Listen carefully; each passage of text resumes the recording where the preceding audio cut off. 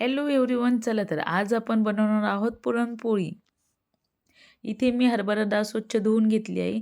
त्यानंतर मी इथे गॅसवर पाणी गरम करायला ठेवलं होतं. त्यामध्ये आपण डाळ ॲड करूया.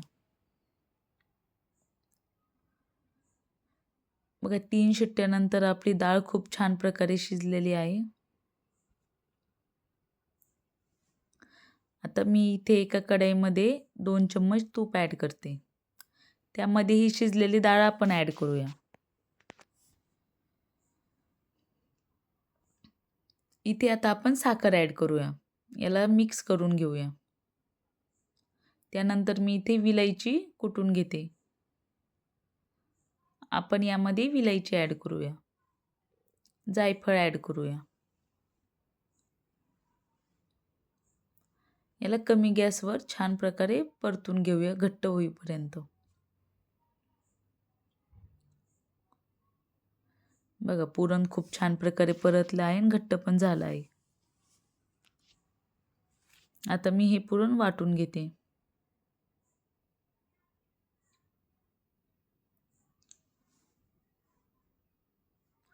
बघा पुरण आता वाटून घेतलेलं आहे. आता मी इथे पीठ मळून घेते. यामध्ये अर्धा चम्मच मीठ ॲड करते. याचा घट्ट असं गोळा बनवून घ्यायचा आहे.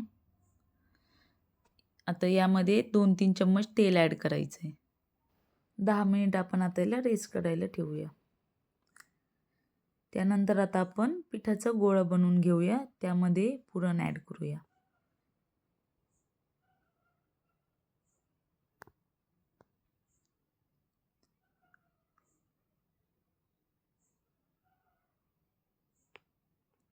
छान प्रकारे पुरणपोळी लाटून घेऊया, म्हणजे ते पुरण कडेपर्यंत जातं.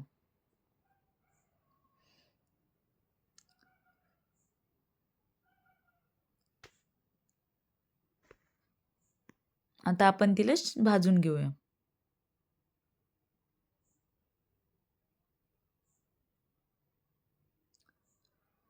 बघा आपली पुरणपोळी खूप छान प्रकारे फुगलेली आहे. आता आपण हिला तेल लावून घेऊया.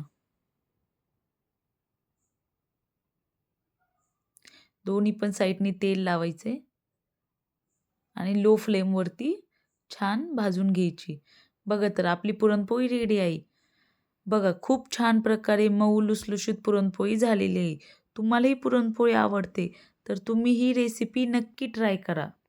Thank you.